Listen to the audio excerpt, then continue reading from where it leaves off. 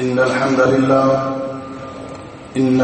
لله نحمده ونستعينه ونستغفره ونعوذ بالله من شرور أنفسنا ومن سيئات أعمالنا من يهده الله فلا مضل له ومن يضلل فلا هادي له وأشهد أن لا إله إلا الله وحده لا شريك له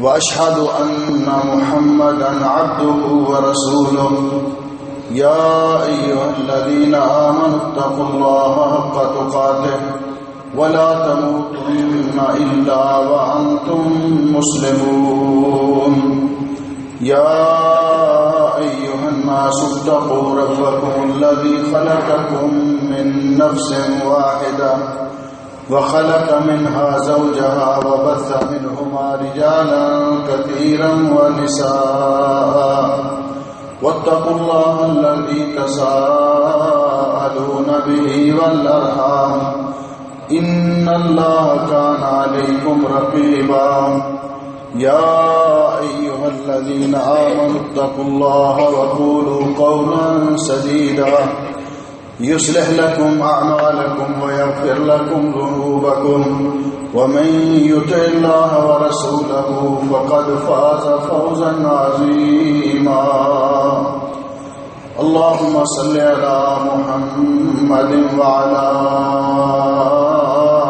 آل محمد كما صليت على إبراهيم وعلى آل إبراهيم إنك حميد مجيد اللهم بارك على محمد وعلى آل محمد كما باركت على إبراهيم وعلى آل إبراهيم إنك حميد مجيد أما بعد فيا أيها الناس إن خير الحديث كتاب الله وخير الهدي هدي محمد صلى الله عليه وسلم وشر الأمور محدثاتها وكل محدثة بدعة وكل بدعة ضلالة وكل ضلالة في النار. قابل سعادت احترام بزرگوں، دوستوں اور بھائیوں، لائق کے ساتھ احترام ماں اور بہنوں، آج کے خطبہ جمعہ کا موضوع ہے ماہ سفر اور اس سے متعلق لوگوں میں پائے جانے والے غلط اعتقادات اور توہمات اور ان کے بارے میں اسلامی نقطہ نظر. ماہ سفر اسلامی سال کا دوسرا مہینہ ہے. اللہ جل شانہ نے جب سے زمین اور آسمان کو پیدا کیا ہے اس وقت سے ہی سال کے مہینوں کی تعداد 12 مقرر کی ہے.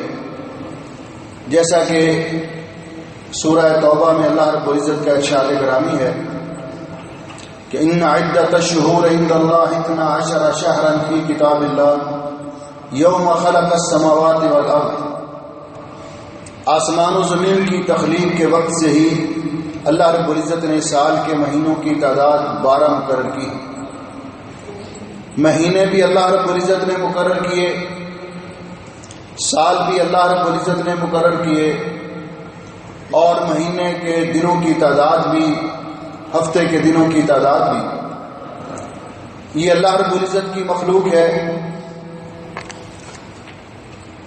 لیکن زمانہ قدیم سے ایک نظریہ پایا جاتا رہا کہ بعض دنوں کو اور بعض مہینوں کو لوگ نحوست کا باعث سمجھتے اور منحوس تصور کرتے. جیسا کہ زمانہ جاہلیت میں ماہ سفر کے حوالے سے دو قسم کے اعتقادات اور نظریات پائے جاتے تھے. وہ ان کے بارے میں دو قسم کے خیالات رکھتے تھے۔ ایک تو یہ تھا کہ کبھی اس مہینے کو مقدم کر دیتے، کبھی اس کو مؤخر کر دیتے، لڑائی کرنے کے اعتبار سے محرم کو سفر بنا دیتے، سفر کو محرم بنا دیتے۔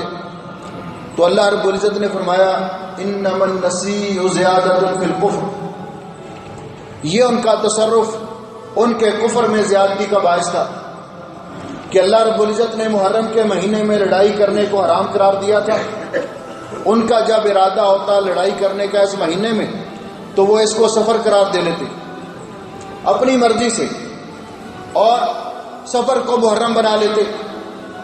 دوسرا ان کا نظریہ اور عقیدہ یہ تھا کہ سفر کا مہینہ یہ نحوست زدہ ہے، منحوس ہے، اس لیے اس مہینے کے اندر وہ شادیاں نہیں کرتے تھے، شادی کرنے کو بہتر خیال نہیں کرتے تھے۔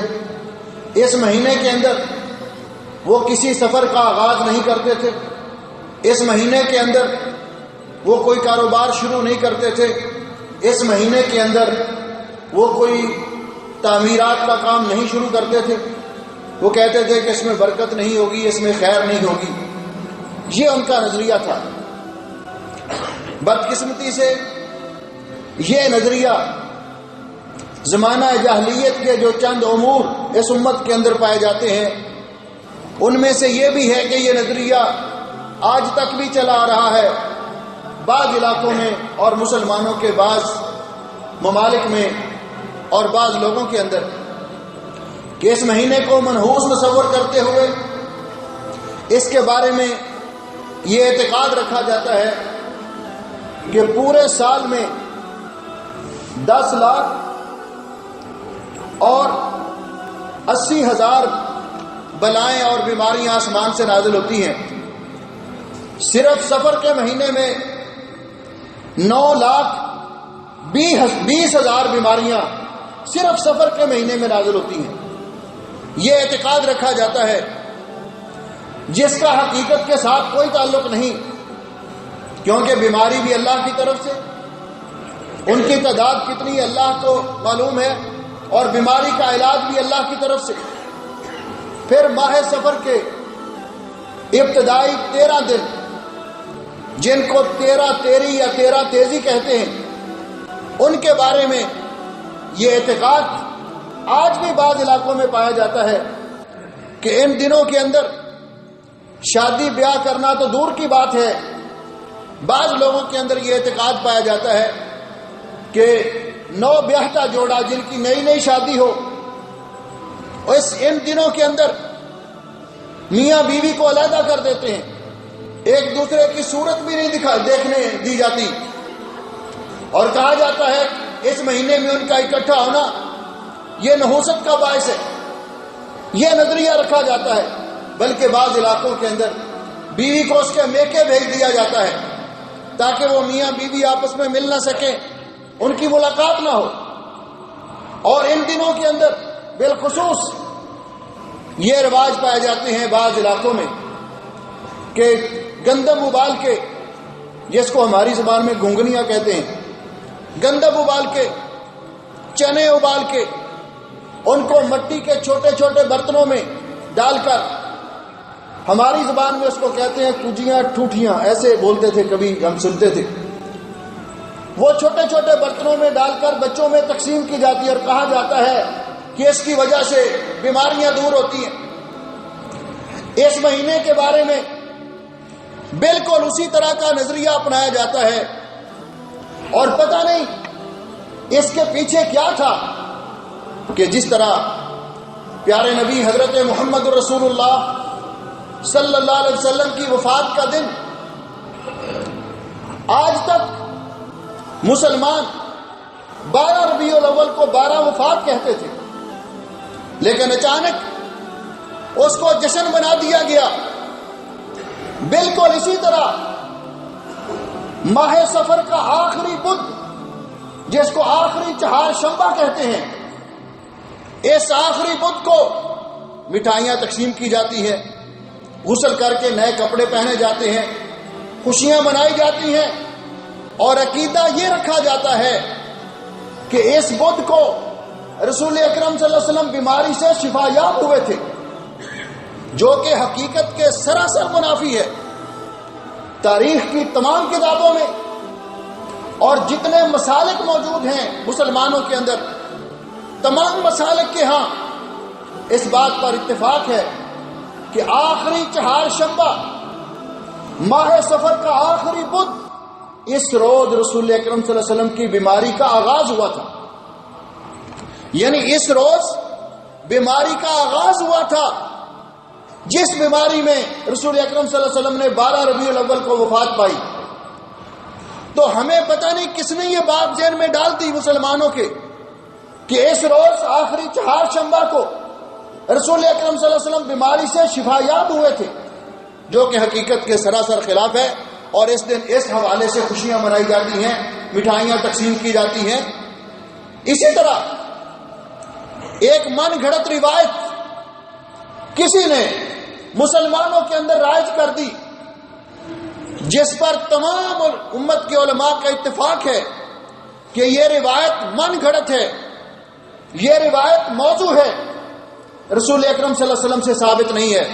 علامہ شوکانی نے، ملا علی قاری نے، علامہ البانی نے، علامہ العجلونی نے، سب نے بالاتفاق اس کو ذکر کیا کہ روایت من گھڑت ہے۔ اور وہ روایت کیا ہے؟ نبی پاک صلی اللہ علیہ وسلم کے حوالے سے یہ جھوٹ لوگوں میں عام کیا گیا کہ استغفر اللہ، آپ نے فرمایا تھا من بشرنی بخروج سفر بشرتہ بالجنہ، جو آدمی مجھے آ کر یہ بتائے گا کہ آج سفر کا مہینہ ختم ہو گیا، میں اس کو جنت کی بشارت دیتا ہوں۔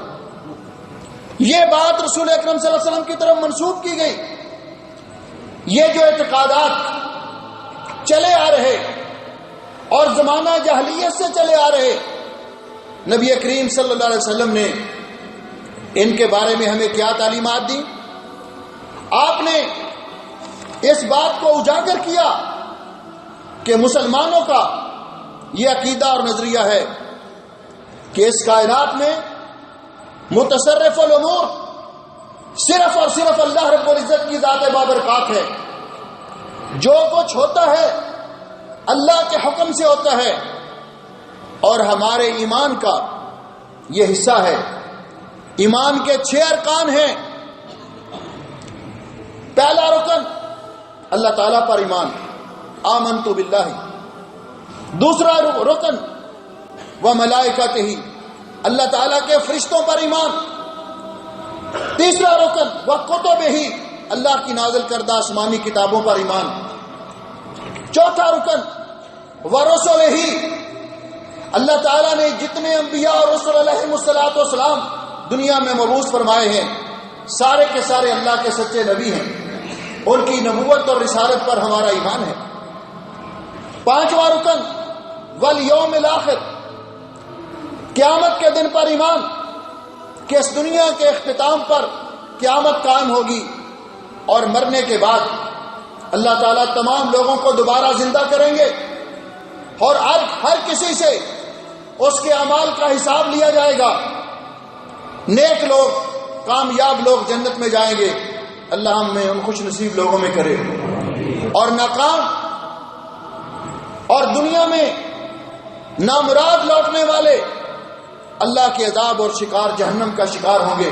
اللہ تعالی ہمیں اس سے محفوظ فرمائے۔ اور چھٹا رکن ہے والقدر خیرہ و شرہ، موافق یا ناموافق تقدیر پر ایمان۔ اللہ نے یہ تقدیر لکھ دی ہوئی ہے، اپنی مخلوق کو پیدا کرنے سے پہلے 50,000 سال پہلے اللہ نے لکھ دیا ہوا ہے۔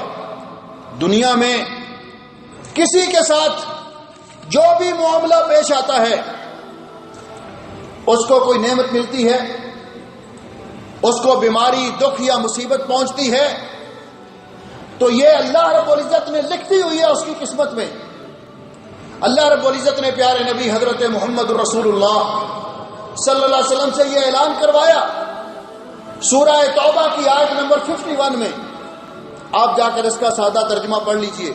اللہ رب العزت رسول اکرم صلی اللہ علیہ وسلم کو حکم دیتے ہیں کہ میرے پیارے حبیب فرما دیجئے قُلْ لَن يُصِيبَنَا الا ما كتب اللہ لنا هو مولانا. میرے پیارے حبیب فرما دیجئے ہمیں وہی دکھ اور تکلیف پہنچے گی جو اللہ نے ہماری قسمت میں لکھ دی ہے، اور جو قسمت میں لکھ دیا ہے وہ ہو کر رہے گا، اس کو کوئی ٹال نہیں سکتا، اس کو کوئی روک نہیں سکتا.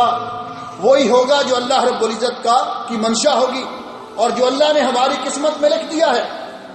اس لیے مسلمان کو اس بات تقدیر پر ایمان ہونا چاہیے اور اس اللہ تعالیٰ پر توکل اور اعتماد ہونا چاہیے.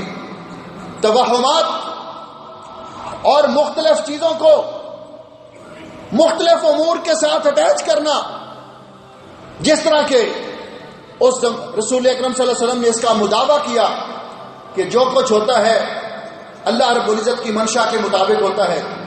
حدیث پاک میں آتا ہے نبی اکرم صلی اللہ علیہ وسلم کو جس طرح تمام مسلمان جانتے ہیں کہ اللہ جل شانہ نے 4 بیٹیاں اور آپ کی 4 لخت جگر آپ کو عطا کی اور 3 بیٹے عطا کیے.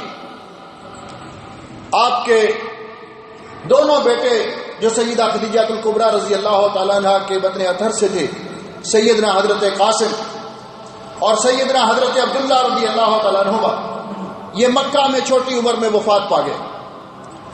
آپ کا تیسرا فرزند گرامی ہجرت کے بعد مدینہ طیبہ میں پیدا ہوئے، جن کا نام تھا سیدنا حضرت ابراہیم رضی اللہ تعالیٰ عنہ. نبی پاک صلی اللہ علیہ وسلم نے فرمایا کہ اللہ رب العزت نے مجھے بیٹا عطا کیا، میں نے اس کا نام اپنے باپ ابراہیم علیہ السلام کے نام پر ابراہیم رکھا ہے. آپ کے یہ فرزند گرامی 16 یا 17 ماہ کی عمر میں مدینہ طیبہ میں بچپن میں وفات پا گئے. جس دن ان کی وفات ہوئی اللہ کا کرنا ہوا کہ اسی دن سورج کو گرہن لگا. جس دن سیدنا حضرت ابراہیم رضی اللہ تعالیٰ عنہ کی وفات ہوئی اسی دن سورج کو گرہن لگا. لوگوں نے ایک پرانا نظریہ جو ذہن میں چلا آ رہا تھا، لوگوں نے یہ کہنا شروع کیا کہ انکسفت الشمس لموت ابراہیم، آج سورج نے بھی ابراہیم رضی اللہ تعالیٰ عنہ کی وفات پر غم کیا ہے، اس لیے سورج کو گرہن لگا ہے. رسول اکرم صلی اللہ علیہ وسلم کو جب یہ پتا چلا کہ لوگ آپس میں یہ باتیں کر رہے ہیں، آپ تشریف لائے. آپ نے لوگوں کو خطاب فرمایا اور لوگوں کے اس نظریے کی فوری طور پر تردید کی اور فرمایا ان الشمس والقمر آیتان من آیات اللہ لا ينکسفان لموت احد ولا لحیاتہ.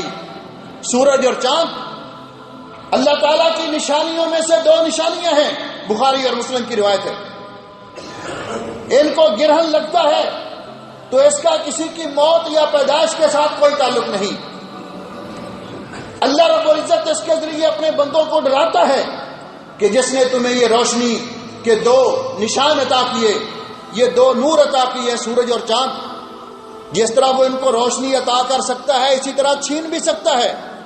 آپ نے فرمایا اس لیے جب آپ دیکھو کہ سورج یا چاند کو گرہن لگا ہے، اللہ تعالیٰ سے استغفار کرو، صدقہ خیرات کرو اور سورج یا چاند گرہن کی نماز پڑھو. آپ نے فوری طور پر اس کی تردید کی.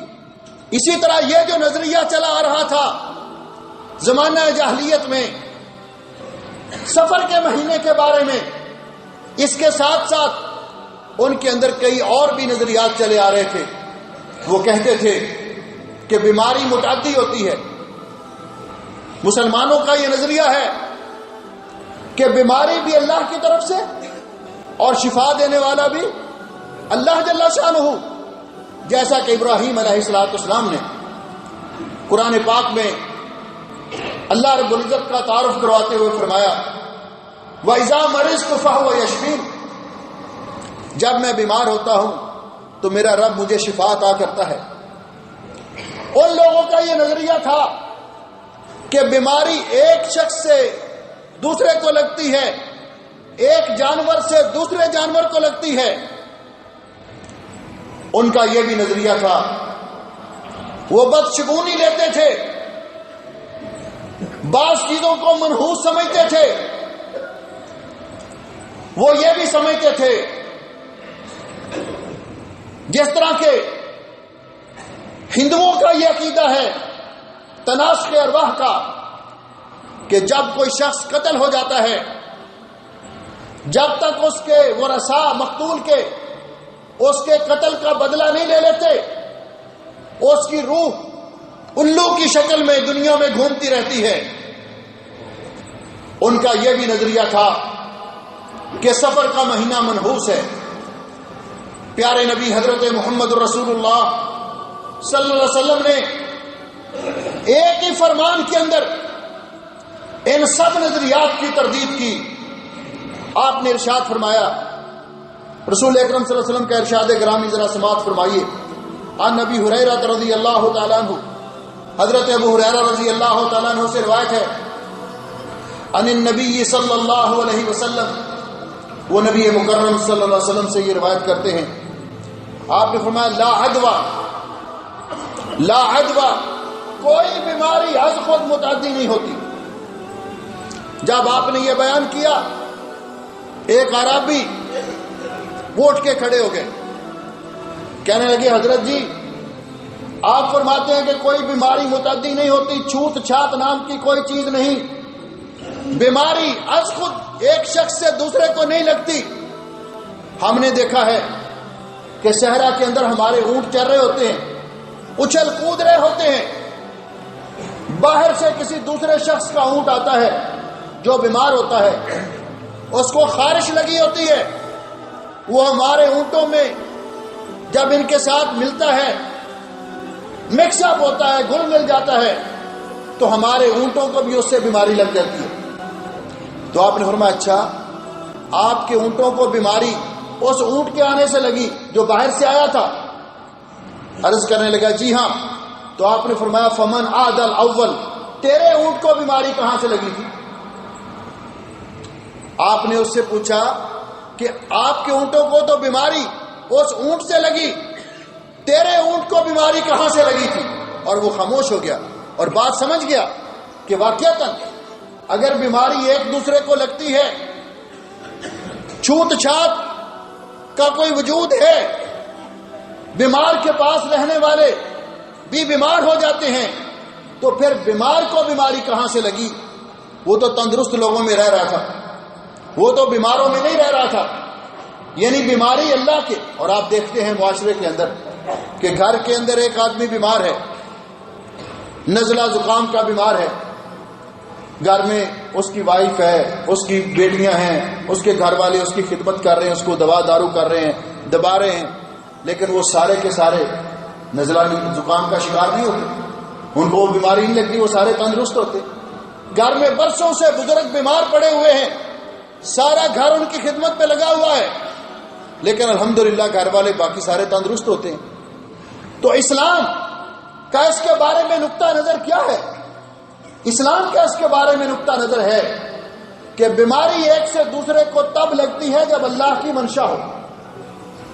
اگر اللہ تعالیٰ کی منشا نہ ہو، اللہ رب العزت کا اذن نہ ہو، اللہ تعالیٰ کسی کو بیمار نہ کرنا چاہے، تو بیمار کے ساتھ رہے اس کو بیماری نہیں لگتی۔ یہی وہ تمام احادیث کو جمع کر کے، جس طرح آپ نے فرمایا کہ جس علاقے کے اندر طاعون کی بیماری پھیل جائے، بڑی مہلک بیماری ہے، اللہ سب کو محفوظ فرمائے، تو آپ نے فرمایا جو لوگ اس علاقے میں رہتے ہیں جہاں طاعون کی بیماری پھیل چکی ہے، ان کو وہاں سے باہر نہیں جانا چاہیے، اور جو باہر ہیں لوگ، ان کو اندر نہیں جانا چاہیے اس علاقے میں۔ یہ احتیاطی تدبیر بتلائی تاکہ اگر کسی کو وہ بیماری لگ جائے تو اس کے ذہن میں یہ بات نہ آ جائے کہ میں اس لیے مجھے بیماری لگی کہ میں اس علاقے میں آ گیا، میں باہر جانے والا وہاں جا کر کسی کو بیماری لگ جائے تو وہ یہ نظریہ نہ رکھے کہ اس کی وجہ سے ہمیں بیماری لگی، بلکہ یہ بیماری منتقل ہو سکتی ہے جب اللہ کی منشا ہو۔ اپنے طور پر کوئی بیماری متعدی نہیں ہوتی۔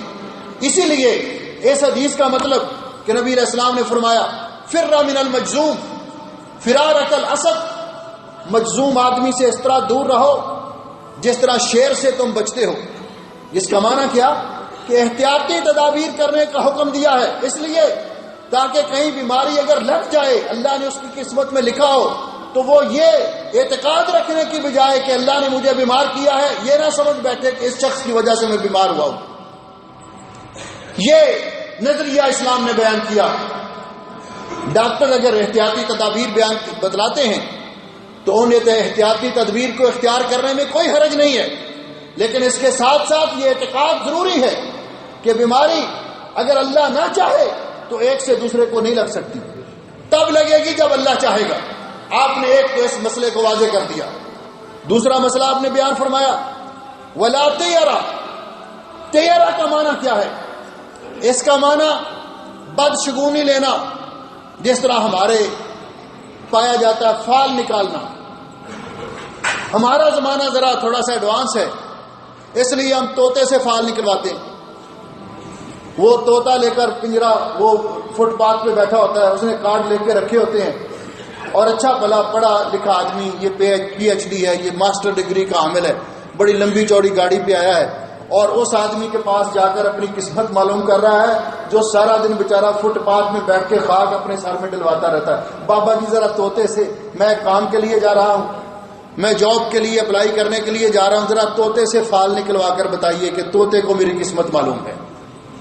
یا ہاتھ دکھلواتے ہیں کہ جی ذرا میرا ہاتھ دیکھیے بابا جی، میری قسمت میں کیا ہے۔ یا کوئی اور کتاب کھلواتے ہیں، کتاب کھلواتے ہیں، یا پھر ستاروں کے ساتھ اپنی قسمت وابستہ کرتے ہیں۔ ستارے کیا کہتے ہیں؟ آپ کا یہ ہفتہ کیسے رہے گا؟ اخبارات پہ چھپتا ہے، میگزین کے پیچھے چھپا ہوتا ہے کہ آپ کا برج کون سا ہے، آپ کا ستارہ کون سا ہے، آپ کا یہ ہفتہ کیسے رہے گا۔ یہ ایڈوانس لوگوں کی، ہمارے ترقی یافتہ لوگوں کا یہ طریقہ کار ہے۔ اس زمانے کے لوگوں کا کیا طریقہ کار تھا؟ ان کا طریقہ کار یہ تھا کہ وہ جب کسی سفر کے لیے روانہ ہوتے، تیرا تیر سے ہے جس کا معنی پرندہ ہے، سامنے جو پرندے بیٹھے ان کو نظر آتے، ان کو اڑا دیتے۔ اگر وہ پرندے دائیں طرف کو اڑ جاتے تو کہتے خیر ہوگی، اور اپنے کام کے لیے روانہ ہو جاتے۔ اگر وہ پرندے بائیں طرف کو اڑ جاتے تو کہتے بس نہیں، آج میرا کام نہیں ہوگا، وہاں سے واپس پلٹ آتے۔ یا پھر قرآن پاک نے بتلایا وَأَن تَسْتَقْسِمُوا بِالْأَزْلَامِ، وہ تیروں کے ذریعے اپنی قسمت معلوم کیا کرتے تھے۔ کہتے تھے جب نکلے گھر سے تیر چلایا، اگر تیر ہوا کے زور پر دائیں طرف کو مڑ گیا، کہنے لگے بس ٹھیک ہے جی آج خیر ہوگی، ہمارا کام ہوگا۔ اور اگر بائیں طرف کو پلٹ گیا تو کہنے لگے نہیں نہیں آج نہیں کام کرنا۔ بالکل اسی طرح جس طرح ہمارے ہاں یہ پایا جاتا ہے کہ مسلمان کو حکم دیا گیا۔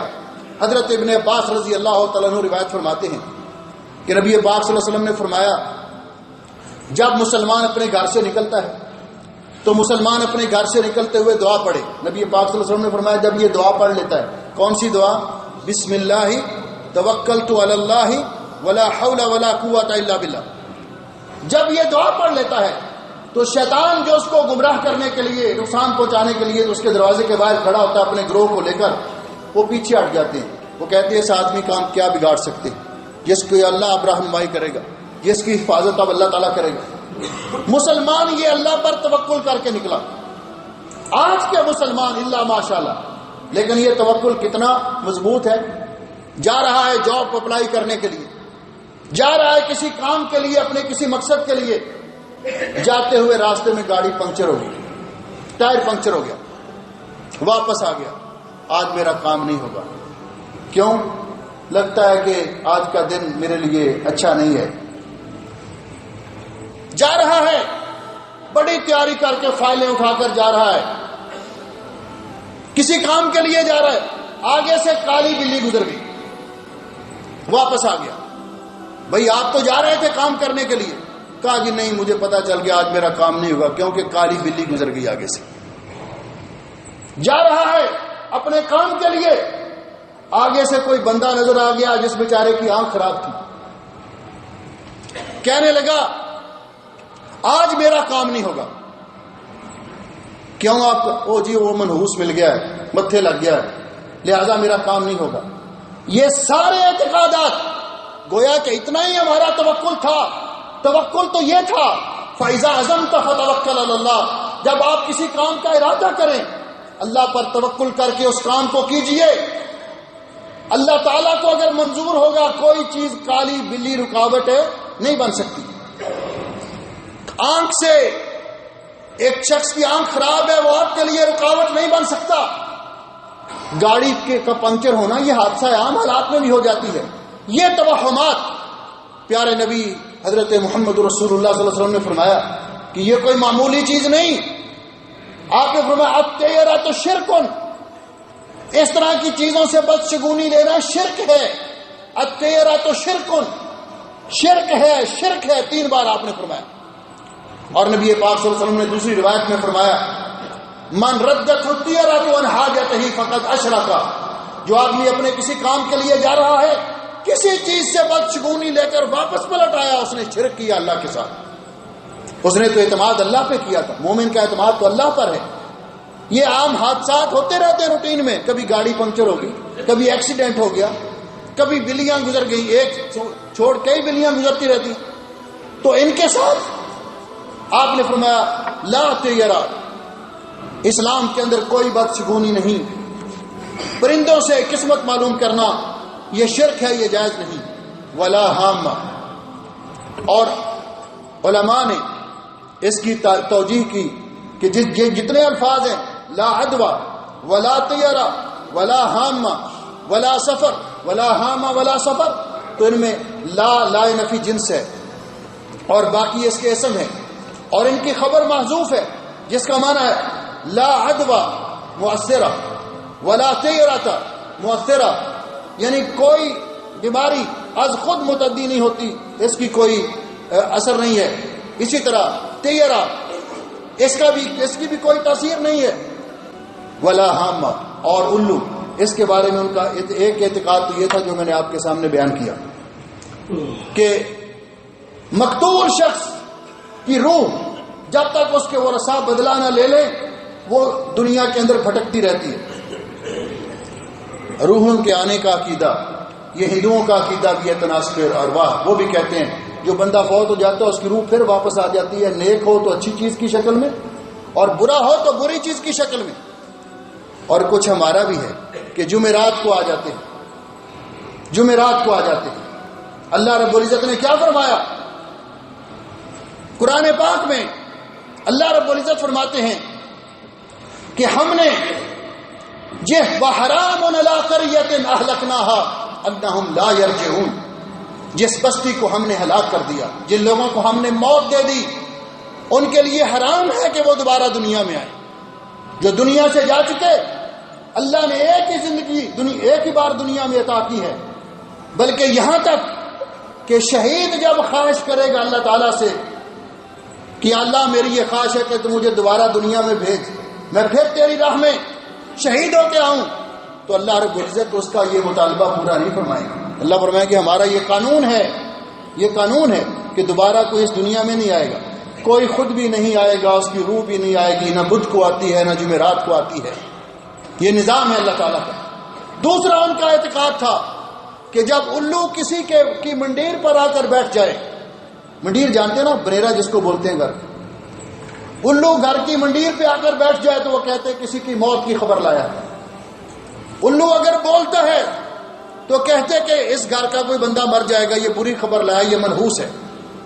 بالکل اسی طرح جس طرح ہمارے ہاں ہے کہ منڈیر پہ آ کر کوا بولے تو کہتے ہیں مہمان آ رہے ہیں، ہے نا ایسے. خواتین ہماری آٹا گوندتی ہیں تو آٹا اگر پھول جائے تو کہتی ہیں مہمان آ رہا ہے. اس کے بارے میں نبی پاک صلی اللہ علیہ وسلم نے فرمایا کہ ان چیزوں کی بھی کوئی حیثیت نہیں، غیب کا علم اللہ کے پاس ہے، غیب کا علم اللہ کے پاس ہے. مہمان کب آئے گا یہ اللہ کے علم ہے، کوے کے پاس نہیں، کسی اور چیز کے پاس نہیں.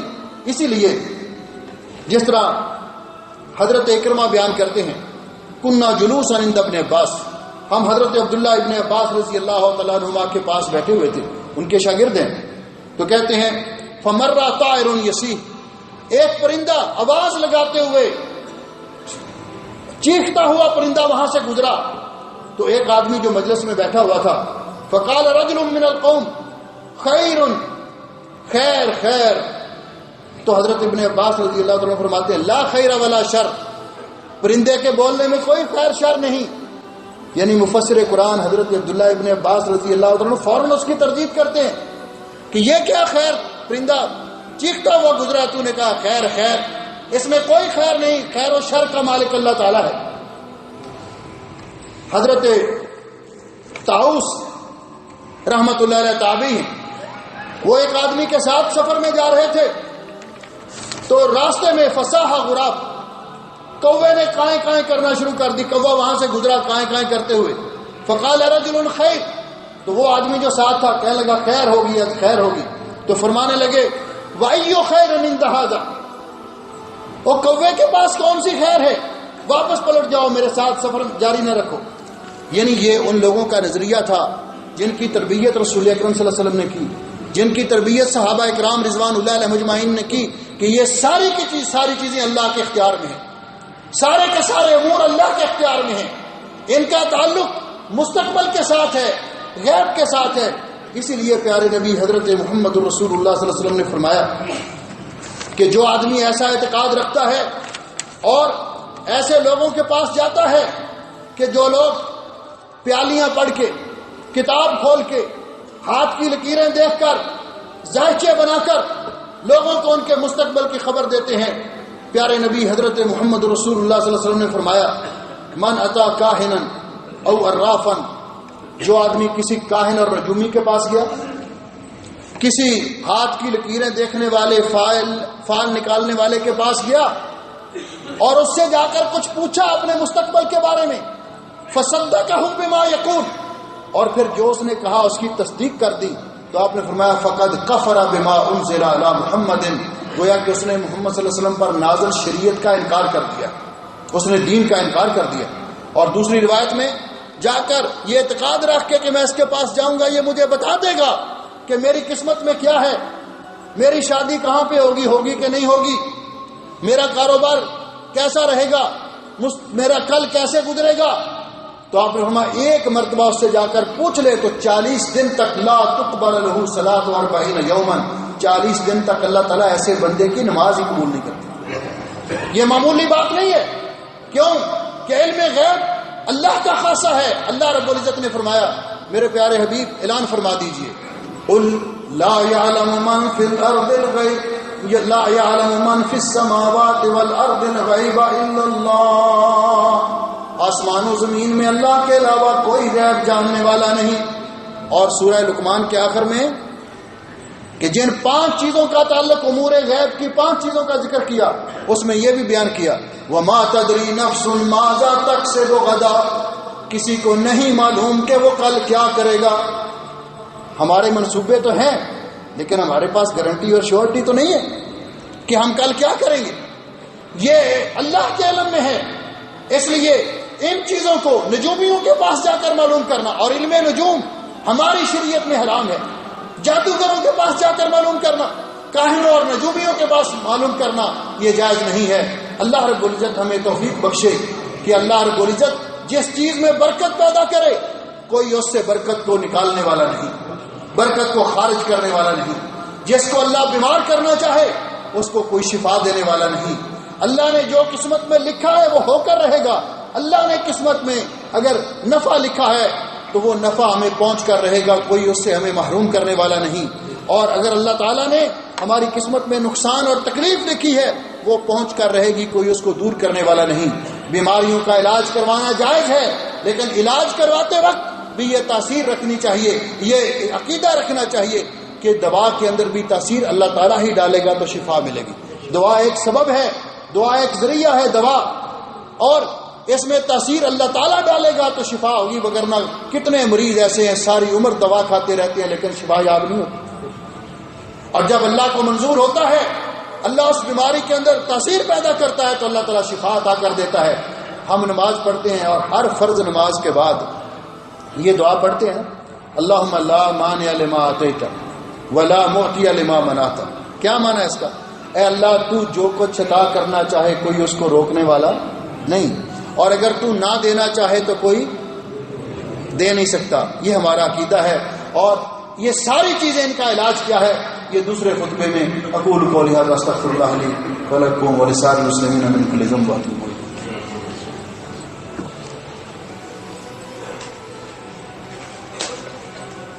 ان الحمد لله نحمده ونستعينه ونستغفره ونعوذ بالله من شرور انفسنا ومن سيئات اعمالنا، من يهده الله فلا مضل له ومن يضلل فلا هادي له، واشهد ان لا اله الا الله وحده لا شريك له، واشهد ان محمدا عبده ورسوله۔ اما بعد، محترم بھائی اور بہنوں، رسول اکرم صلی اللہ علیہ وسلم کا یہ ارشاد گرامی ہے، من ردت طیرۃ عن حاجتہ فقد اشرک، جیسا کہ حضرت عبداللہ ابن عمر رضی اللہ تعالیٰ عنہما کی روایت ہے۔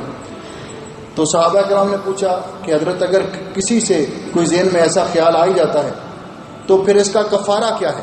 تو پیارے نبی حضرت محمد رسول اللہ صلی اللہ علیہ وسلم نے فرمایا، اس کا کفارہ ہمارے سامنے ذکر کیا کہ اس آدمی کو یہ پڑھنا چاہیے، اللہم لا خیر الا خیرک ولا طیر الا طیرک ولا الہ غیرک، اے اللہ تیری خیر کے علاوہ کوئی خیر نہیں، کوئی بھلائی نہیں، اور تیرے شگون کے علاوہ جو تو عطا کرے اس کے علاوہ کوئی بدشگونی نہیں، ولا الہ غیرک، اور تیرے علاوہ کوئی معبود برحق نہیں۔ یہ دعا پڑھنی چاہیے، اللہم لا خیر الا خیرک ولا طیر الا طیرک ولا الہ غیرک۔ حضرت ماوردی فرماتے ہیں کہ ایسی ذہن میں خیال اور تصور لانا بھی گناہ ہے، اور یہ بدشگونی لینا انسان کی رائے اور تدبیر کو سب سے زیادہ تباہ کرنے والی چیز ہے۔ لیکن اگر کبھی ایسے ہو جاتا ہے تو نبی پاک صلی اللہ علیہ وسلم نے اس کا کفارہ بیان کیا۔ دوسری روایت میں حضرت عقبہ ابن عامر رضی اللہ عنہ فرماتے ہیں کہ آپ کے پاس اس طیرہ کا بدشگونی کا ذکر کیا گیا تو آپ نے فرمایا ان میں سے احسن چیز پال ہے، ولا ترد مسلمان، اور مسلمان اس سے اپنے کام کو چھوڑتا نہیں۔ اگر کوئی آدمی ایسا محسوس کرے کہ جو اس کے ذہن میں ایسا خیال آئے تو اس کو یہ دعا پڑھنی چاہیے، اللہم لا یاتی بالحسنات الا انت، اے اللہ نیکیاں عطا کرنے والا صرف تو ہے، ولا یدفع السیئات الا انت، اور برائیوں کو دور کرنے والا، تکلیفوں کو دور کرنے والا بھی صرف تو ہے، ولا حول ولا قوت الا باللہ، ولا حول ولا قوت الا باللہ، تیری توفیق کے بغیر کسی شر اور برائی سے بچا نہیں جا سکتا، اور تیری توفیق کے بغیر کوئی نیکی کا کام اور اچھائی کا کام کیا نہیں جا سکتا۔ حضرت عبداللہ ابن مسعود رضی اللہ عنہ فرماتے ہیں کہ نبی علیہ السلام نے بیان کیا الطیرۃ شرکن، الطیرۃ شرکن، الطیرۃ شرکن، بدشگونی لینا شرک ہے، بدشگونی لینا شرک ہے۔ تو ہم نے کہا وما منا الا، تو ہم میں ہر کسی کے دل میں یہ بات تو آئی جاتی ہے کبھی نہ کبھی۔ تو آپ نے فرمایا ولکن اللہ یذھبہ بالتوکل، توکل، اللہ تعالیٰ توکل کے ذریعے اس کو ختم کر دیتا ہے کہ انسان جب اللہ پر توکل کرے، اس کو جھٹک دے اور کہے، یہ عقیدہ رکھے کہ وہی ہوگا جو میرے رب کو منظور ہوگا، تو اللہ تعالیٰ اس خیال کو دور کر دیتا ہے، کیونکہ ہمیں حکم بھی یہی دیا گیا کہ ایاک نعبد و ایاک نستعین، اے اللہ ہم مدد بھی صرف عبادت بھی صرف تیری ہی کرتے ہیں اور مدد بھی صرف تجھ ہی سے طلب کرتے ہیں۔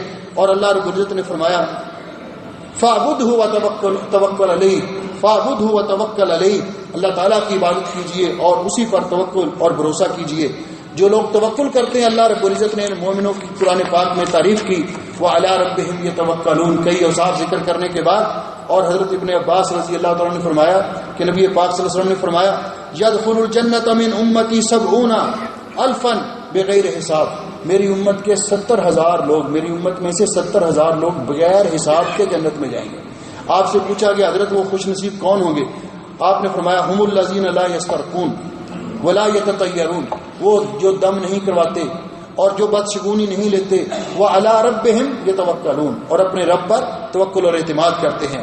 تو اللہ رب العزت ہمیں یہ توکل اور اعتماد نصیب فرمائے کہ جب یہ توکل اور اعتماد ہو انسان کا کہ جو کچھ ہوگا وہی ہوگا جو میرے رب کو منظور ہوگا، جو کچھ مجھے میرے ساتھ ہو رہا ہے وہ اللہ نے میری قسمت میں لکھا ہے، تو پھر انسان کبھی اللہ کا دروازہ چھوڑ کے نہیں جاتا، کیونکہ اس کا اعتقاد اور یہ یقین ہوتا ہے کہ میرا رب ہی مشکلات میں مبتلا کرنے والا اور وہی مشکلات کو دور کرنے والا ہے، اللہ کے علاوہ کوئی مشکلات کو دور کرنے والا نہیں۔ کوئی میری پریشانیوں کو دور کرنے والا نہیں۔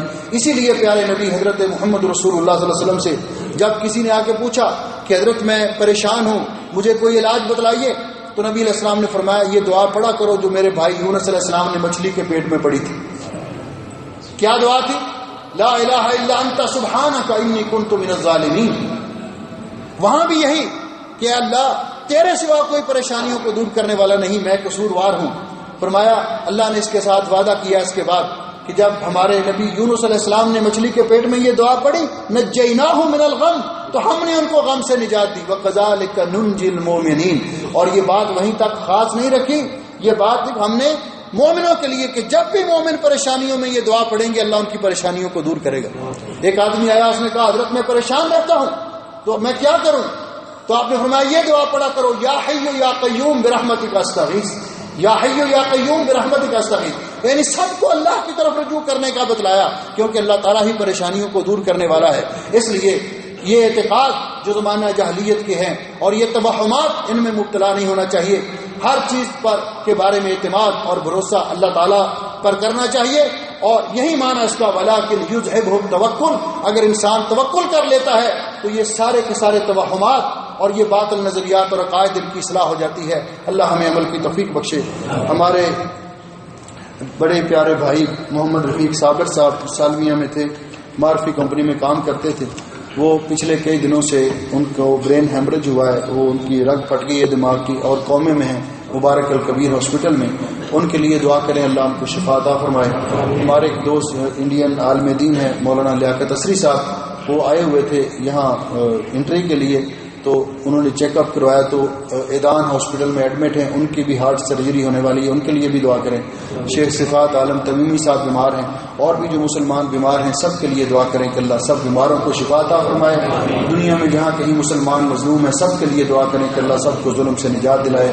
ان اللہ وملائکتہ یصلون علی النبی یا ایھا الذین آمنوا صلوا علیہ وسلموا تسلیما اللهم صل علی محمد وعلی آل محمد كما صليت على إبراهيم وعلى آل إبراهيم إنك حميد مجيد اللهم بارك على محمد وعلى آل محمد كما باركت على إبراهيم وعلى آل إبراهيم إنك حميد مجيد ربنا ظلمنا أنفسنا وإن لم تغفر لنا وترحمنا لنكونن من الخاسرين اللهم إنك عفو تحب العفو فاعف عنا اللهم اشف مرضانا ومرضى المسلمين اللهم اقض حاجاتنا وحاجات المسلمين اللهم أنت ولينا في الدنيا والآخرة توفنا مسلمين والحقنا بالصالحين اللهم انصر إخواننا المظلومين في كل مكان اللهم اجعل هذا البلد آمنا مطمئنا رخاء سخاء وسائر بلاد المسلمين سبحان ربك رب العزة عما يصفون وسلام على المرسلين والحمد لله رب العالمين